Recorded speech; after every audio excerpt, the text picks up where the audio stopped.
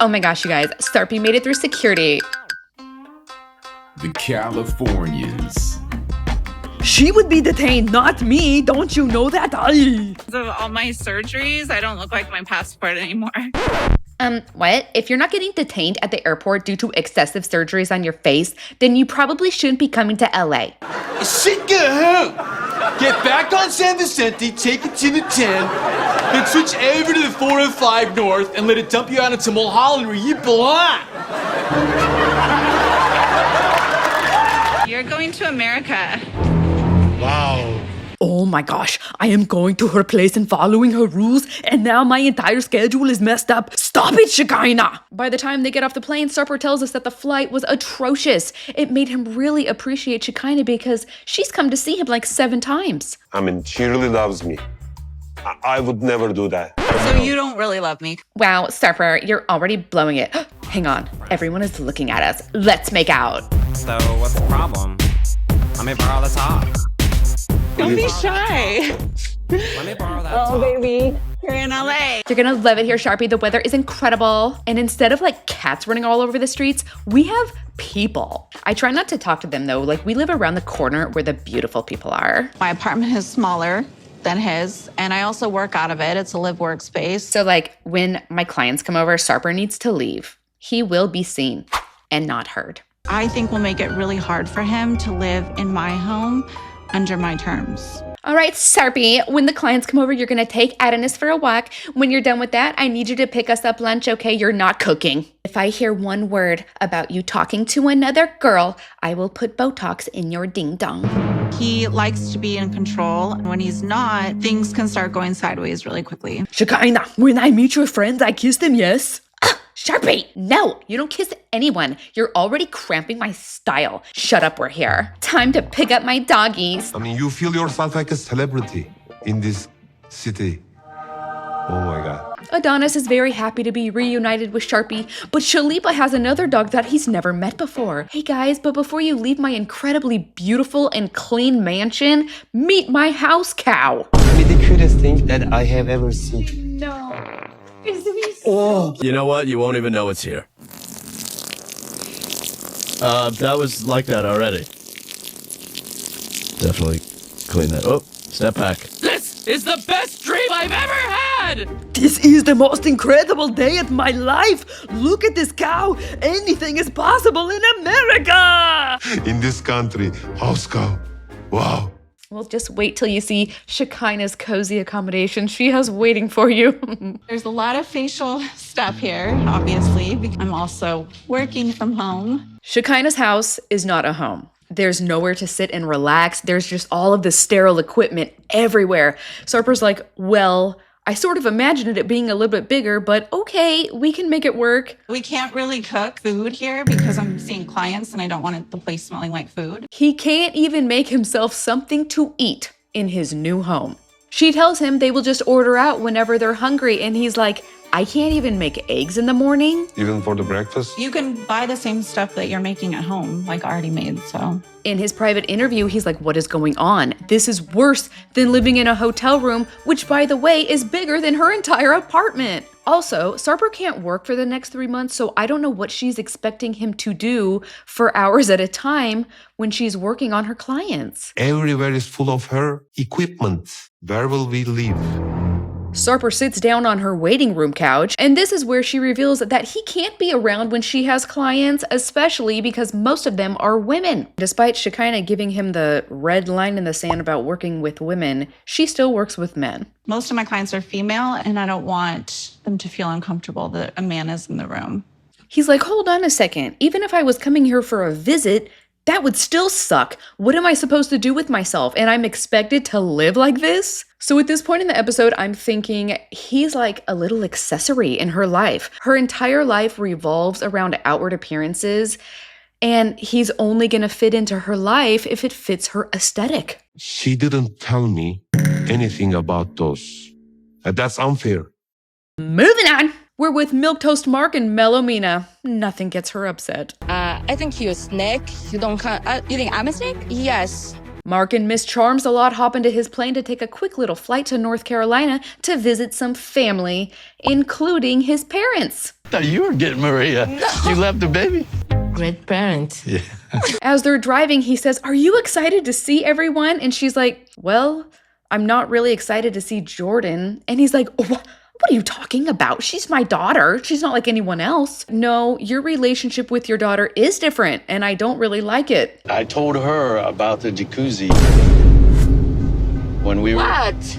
That is exactly what she's talking about. Your relationship with Jordan is too close. He's telling his daughter about the intimate conversations that they're having in private. I completely regret really relaying anything either one said. I should have just... Shut your old wrinkly lips. Yeah. Mina asks him why did he feel the need to share that conversation with her, and he says, "I'm stupid." She's like, "This is our issue. Our problems should remain private. I am engaged to you." She is my daughter, so I talked to my daughter. Why you talk with Jordan anytime? Okay, I don't like this. If Jordan was a little girl just wanting to spend time with her daddy and remain connected with him, I get that. That's great. But telling your adult daughter about the fights that you're having with your fiance? You are a glutton for punishment. She sleep with you and me too. I'm very mad because I think I coming here for... She's like, "Mark, I'm not comfortable with this situation." And he goes, "Just try to enjoy yourself. Look at the beach. It's gorgeous." And I was like, what?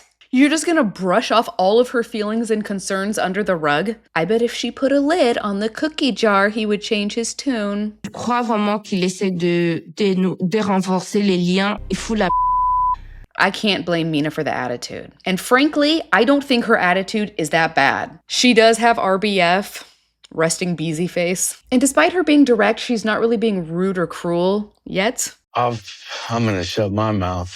But he doesn't stop. Instead, he goes, "So, isn't it beautiful? Don't you like the area?" She's like, "Mark, is that supposed to cheer me up?" I tried to change the subject because I want you to get happy. I don't want you to be mad. Well, she wants to be mad. She is mad. Let her be mad. Don't you guys hate it when you're in a really bad mood and someone is just hell-bent on getting you to laugh or smile? She might take this out on Jordan, trying to keep things light and calm. Mina tells Mark that because she is so upset, she is going to dress extra sexy just to rub it in Jordan's stupid face. He's like, "Well, she doesn't really care about that. She cares if you're 3 hours late like you were for the baptism." Serious, I don't want to be late again for Jordan. It's not my fault.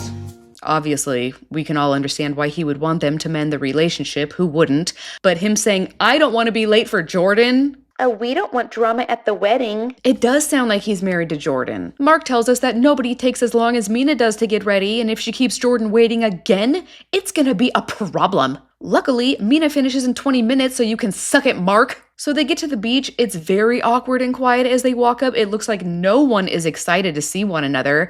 Mark has his signature smile on, the ignorance is bliss smile. So crazy. I still can't believe that like you have a baby. I know. Oh gosh, we knew where this was going. "Gosh, Dad, it's so crazy that you just had a baby at your old age."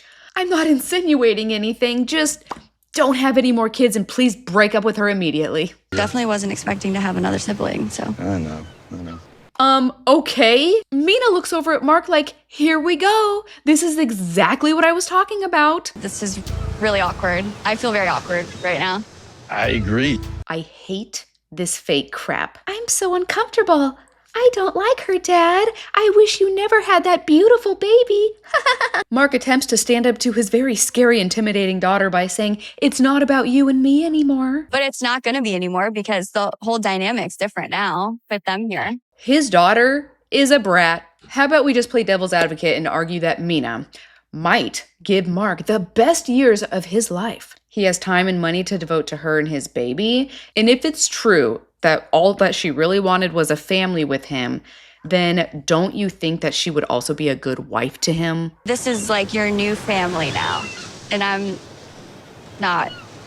This is the greatest argument that she has. "It feels like Dad just abandoned me, and I would feel more sympathy for her if she wasn't an adult." You don't expect to see your dad, at this age. And if Mark didn't care so much about how she was feeling, he just flew down to see her. They don't even live in the same state together. It's not like her life is going to change that much now that Mina's in it. All I can think is she's worried about her inheritance. It's strange and it's awkward. And you don't think this is awkward for her? She has nobody there. And the people who do know that she's there don't like her. Mark should be championing her instead of catering to his daughter. Is championing a word? We're here to see. I know. I hope you don't think it's my fault. Kind of. Kind of. The fact that she feels entitled enough to say that to her face and not expect repercussions, that's wild to me. If I was his wife, that little statement, that kind of... Jordan not only doesn't respect Mina, she doesn't respect her dad either. My dad wouldn't have a baby if he was with someone who is his own age. You're gonna look at that little baby girl and tell me that you wish she was never born? You're gonna watch your dad kiss and hold her with adoration and say, it wouldn't be this way if it wasn't for Mina. Would it be better for you, Jordan, if your dad kicked Mina and baby to the curb? Let your dad die alone in his house because no one lives in the same state as him? Because if he stays with Mina, it's gonna hurt your feelings. La première impression dans ma tête, c'était... C'est un casse-tête, Jordan. I am liking Mina more and more. My first impression was she was going to be the next Jasmine or Angela. And if that was the case, she would already be punching Jordan in her throat. It's not what I would have pictured for you when He's you like, and Mom well, got Jordan, divorced. you know, I didn't have a plan written out in stone. And I'm like, why are you even carrying on this conversation? You look in her eyes and you say, you'll never disrespect Mina again. Do you understand that? I love you with my whole heart, little daughter, but I am going to be committing the rest of my life to her. And she is the mother of my children. Some of them. You will talk to her with respect. And if you can't, then you and I will not have a relationship. Well, I didn't write out a plan on how I was going to proceed after the divorce. And you know, I fly to France a lot, so I was in France a lot. Me and Mina met. And then once we got engaged, we got serious. Why are you begging for your daughter's approval? He reminds me of a little girl just pleading with her father to let her go to prom. Mina finally speaks up. She's frantically looking back and forth between Jordan and Mark saying, this is my body? I don't understand. I would have loved for her to look at Jordan and say, we both wanted this. Him and I both wanted this. Your father is happy. Doesn't that count for anything? This isn't what I would have envisioned or wanted for our family. Mark continues pleading his case, saying it wasn't planned. I fell in love with her and she wanted children. Mina seems to appreciate that he's defending her, sort of. But then she says, please excuse me, I would like to have a private conversation with Jordan. You tell me you're mad for the Paris because I take a long time.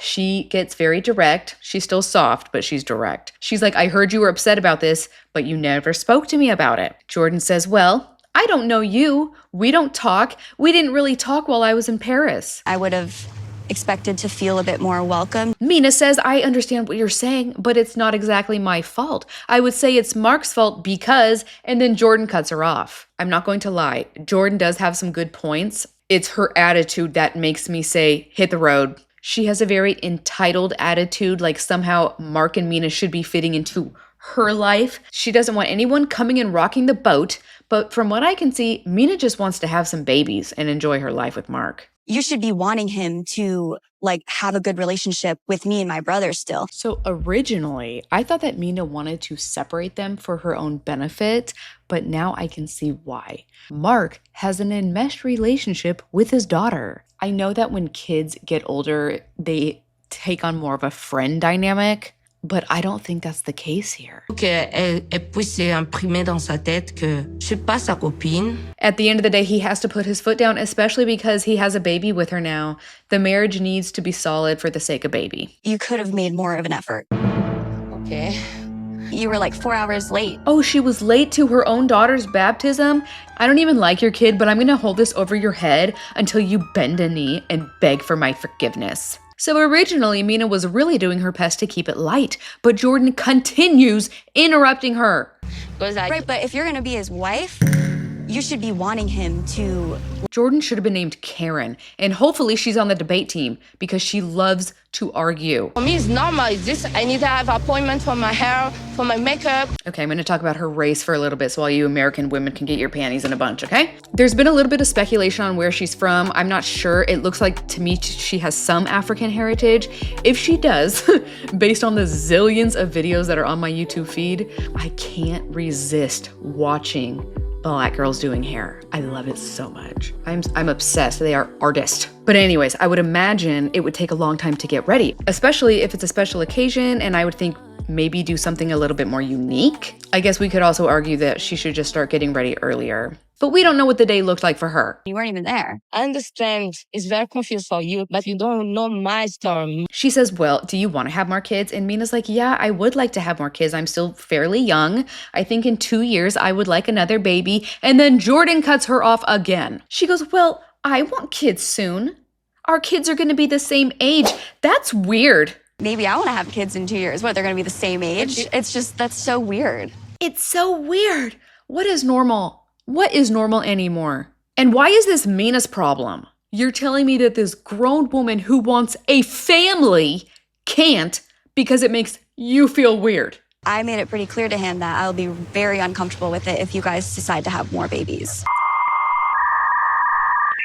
Once again, I have to ask, am I the only person losing my mind?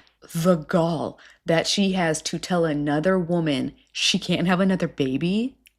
I need Mina to enter Jasmine mode. Just grab the back of her neck and just shove it into this. You knew he's a lot older. He doesn't need to be having more babies. Mina says, you know, I'm starting to get the sense that you think I'm here just for a green card. And Jordan cuts her off again. Well, yeah, obviously that's my first thought. I try fix it with Jordan, but elle essaie quand même de contrôler ma vie. Mina goes, I don't know if it's normal in America for kids to act this way in their parents' life or if it's me and I'm the one with the attitude. Well, Mina, unfortunately in America, it is becoming quite normal because no one disciplines their kids anymore. Some of it's not our fault. When I was in California, if anyone heard that you spanked your kids, watch out, CPS is knocking at the door. You're so much younger. Like, how do I know you're not just with my dad for his money? In my humble opinion, Mina has been carrying herself very well despite the daughter showing her whole hand. But at this point, she's had it. She tells Jordan, I think you're a snake and I don't want you at the wedding. I think now you don't come into my wedding. So you don't want me to come to my dad's wedding? So far, I am Team Mina. I just see a woman who wants a life with her family. I mean, she is a little spoiled. I don't know what kind of a lifestyle or background she's coming from, but she seems to have expensive taste. I hope that her children are more important than the bling bling. Moving on! Oh goody, we're moving on to this masterpiece who just learned that Juan cheated. Jessica still has a smirk on her face, by the way. It's taken a year for you to admit this to me, Juan, when I confronted you in Colombia a year ago. Don't you know that I have been secretly in love with you this entire time, Juan? Why couldn't you have cheated with me? I mean, she's not my fiance, I don't know. Asking about everything, what she wants my phone to. Yes, I want your phone. I tried texting you 3 times this morning and you only responded to 2. What were you doing? We decided to work through. You're my best friend, Jess. Jess, if I can't marry Juan, then I want to marry you. Without you, I'm nothing. Like, I love you more than anything. I love my wife, I think. I know you love me, sweetheart. That's why I didn't tell you the truth, because you're a psychotic nut job. Jess tells us that when Juan made the admission for her, he was broken and crying. He was begging her to take him back. She said because of the distance, it was easy for her to forgive him. But if he blows it again while he's here, she is done. Jess starts reminding her friend that she knew all of this a long time ago, and she's like, yeah, but you don't just forget it. I was not in my best place either. And I told you that. Like, I found myself cross that line. When Juan hears that Jessica wasn't in a good place, and Cindy Boohoo over here says, you never crossed the line, Juan's like, huh? Did you have an opportunity to cross the line? It cuts to Jessica telling us at the same time Juan was struggling, she was too. She began crushing on one of her ex-boyfriends, but she ignored the feelings and moved on. I think it was so easy for her to fall into cheating. She's like, how could I not forgive him? You have feelings for this guy. I mean, he was your ex-boyfriend. What? Oh, whoops. Jessica didn't tell him that part. Now Cindy is looking real smug that she might have just planted a seed of doubt in his mind. Jessica tries playing it off like she didn't mean to hide that detail, but this is big news to Juan. This just completely changed the whole story. Now he is feeling like she cheated just as much as he did. She's trying to tell him, it's okay, it's all out in the open now. This was my fault. And he's just shaking his head like, no man, this is big. That'll be fine. Now it's time to head home. Yippee! Let's get in the car, Juan. Ignore the fact that I'm parked in 2 spots. As soon as they're in the car, he wants to know about the ex-boyfriend. She's like, I told you it was an ex. I even remember where I was when I told you. He tells her it seems a little unfair that he's constantly being berated when all along she more or less did the same thing. I don't want to get into the weeds about what's cheating and what's not cheating. The point is, he feels very betrayed and he's hurt. She tries throwing in his face that he physically cheated. So he says, all right, you know what? The next time I'm in Colombia, I'm going to hang out with my ex. We'll just talk. And then years later, I'll tell you all about it. Boyfriend. We're talking like an emotion attraction. In Juan's mind, this is almost worse because they already had a rapport together. They had an emotional connection. What time you came to your house? Like evening. Were the kids around? No. That really doesn't sound good. It sounds like a date, especially because you couldn't even get a sitter when you picked up Juan at the airport. But Jessica is getting frustrated. He says, at least I told you the truth. And she's like, yeah, when you got caught. Make it seem like it's the same situation, but it's not. In the car, he tells her that just arriving in this new country, which he doesn't love so far, and learning all of this stuff makes him feel horrible. She's like, well, don't forget that I still love you. Thanks for loving me, but I still feel the same. Juan, you're hurting my feelings.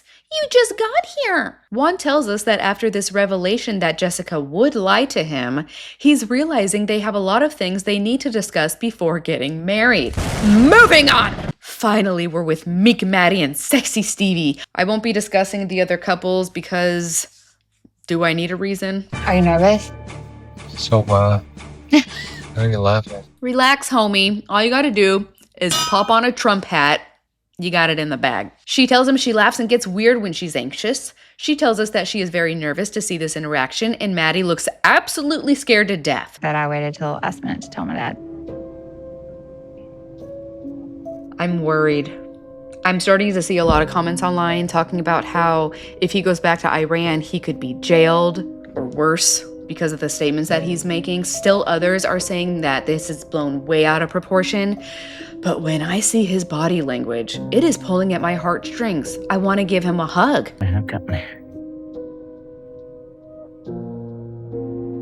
Maddie recalls to us that as he approached her family huddled around the fire, he could see murder weapons, axes and saws, but he boldly faces the family, hand outstretched to introduce himself. They begin making some small talk, but Dad dives right into the wars between Iran and America. There's always Iranian chanting like death to America, these kind of things. You didn't do that, huh? So when I first saw this, I was really turned off. But then I started to imagine if I was actually there, I'd be like, well, it is Dad's job to be concerned for his daughter. I mean, that's kind of dad behavior. And at least he's not beating around the bush, you know? Maddie ends up laughing it off, and Dad proceeds to ask about how women are treated, which again, I think is just him being a loving father. He's concerned for his daughter's future. Hard standards for women over there. Yeah, exactly. Like the way they wear clothes, and also like... you know, like if they want to leave the country, they need their husband's permission. And Dad's like, oh, like property? If you want to call him a racist, go ahead. Maybe he is. But I'm seeing a father who wants to make sure that she's going to be happy. And as parents, we assume the worst things are going to happen. So you wouldn't think you would just have to rule over her and she has to ask you every time she starts to leave? Or... oh, no way. Stevie did shoot her dad a few looks because it would be insulting, especially if you're innocent. But still, as the parent, you need to know. You just need to have peace of mind that your baby's going to be okay. Maddie tells Dad that when he was younger, he respected everything he was taught. But as he got older, he developed problems with some of the teachings. It just didn't make sense to me. Women are not properties. And with that, Dad was like, all right, let's eat. The family steps back for a second, and Stevie is like, oh my gosh, are you okay? You were fidgeting the entire time. I could tell you were nervous. And I was like, oh my gosh, I like these two. They're both so perceptive of one another's feelings. I just like it. And that's pork. Oh, pork. Pork, yeah. The way that this was set up was so bad. It is so obviously production staging this. Of course, Maddie has to explain, because of his religion and especially the way he was raised, he can't eat pork. It was so stupid. And then like the way he breezed through the explanation, like there was going to be drama there. It was bad. I'm programmed like this. It's better than your parents. Yeah. That's good. That's okay. Okay. Dad doesn't care. Okay, guys, quit pretending it's an issue. I swear, they want to paint Dad as a racist because there's nothing else going on. There's no drama between Stevie and Mahdi. So, you know how everyone wants to pick a side between the couples, the man and the woman, who's the good guy, who's the bad guy? There isn't a good guy or a bad guy here, so Dad has to be the bad guy. Southern cooking is like fried food. Oh. We have a lot of grease. Story time. This is important. I need you to listen. Okay, growing up, for a little while, one of my next door neighbors, she was my best friend. Her mom was from Iraq, and half the time I would eat dinner at their house. My favorite thing that she ever made, it was called tikka. I don't know how it was spelled, that's just how it was pronounced. Tikka. She would dice up the beef into big chunks with heavy peppery seasonings all around it. Oof, and it was cooked medium rare. It was juicy and delicious. Oh my gosh. Southern cooking. Yeah, like Southern cooking is like fried food. Okay, one more story time because now I live in a southern state. Back in California, all the restaurants were incredible because there's so much competition. It's amazing. Really? It's really good. He's gonna like sweets. He's gonna get fat here. These restaurants in this southern state, no. I was really worried about having a conversation with Dad. Again, it felt like they were trying to play up this drama, and all she said was, my dad has a thick accent, so you might not understand him. And then everyone laughed. I didn't know about you till just a couple of days ago. He's like, well, Dad, it caught me off guard too. I thought that you knew about me. Dad says, do you have to get married in 90 days? I mean, why you gotta get married in 90 days? I mean, pretty bold thing, I mean. They remind Papa that because of the visa process, they would have to get married in 90 days or Mahdi has to go back. But Papa says, I know you'd rather be here so you could have your freedom, but how do we know you're not just using her? Let people do that. Yeah, it totally makes sense to ask that question and to be concerned about everything. Mahdi says, if you need faith that I'm not the bad guy, you need to talk to your daughter. But I have never loved anyone as much as I love Stevie. I can assure you that we can live together forever and we love and care for each other. As a woman and as a mother of a daughter, what I would want to hear is, I will fight for her. I will protect her at all cost. I won't just provide for her financially and keeping her fed and keeping her housed. I will tend to her heart. I will make sure that she is happy and she is good. I'm not sure if I'm ready to say tonight that I'll be able to get my blessing, but... It's raining like pouring piss out of a boot. It's raining like a cow pissing on a flat rock. It's coming a toad choker out there. Your daddy's 3 sheets to the wind and he's passed out in the car. He's gonna freeze to death out there. As Stevie is helping her mom clean up the barbecue, she confides in her that Mahdi has said if he ever goes back to Iran, he might be stuck there permanently. Talk that out, or... We did. Well, not enough. I didn't even realize that was her mom for a second. I like the mom. She's really soft-spoken, probably because the dad is so outspoken. It's definitely something I'm going to figure out before I say I do. In the next episode of 90 Day Fiance, Sarper will live out his Baywatch fantasy with me, famous Shekinah. I rescue. Joan learns that the gingerbread man wants to live with his mom for at least 2 years. Had I known, I think I would have to reconsider my decision to come here. And when Mark sees his daughter storming off the beach, he reconsiders marrying Mina? Yes. Jordan, seriously, you're just gonna bail out on the whole day, Jordan? Thank you guys so much for watching till the end, and I want to say thank you for my members both on Patreon and on YouTube. It's kind of hard keeping up with all the names now. A lot of people come and go very quickly. That's why I never put anyone's name up anymore. Oh, yes, and lastly, that person who left the comment about me kissing my daughter, it's a good thing that you deleted that comment. Because I was about to go ape, but you deleted it. So I'll give you a chance. Okay, bye. Okay, Shekinah, back up on the shelf.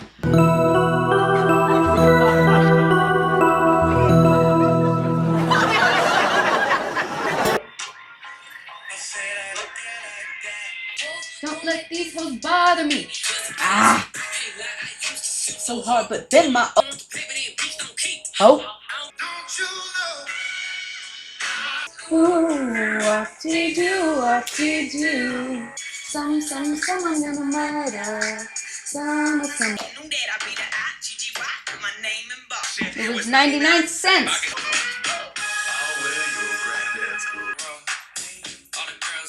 Okay. Shimmy yeah, drink. Swallow.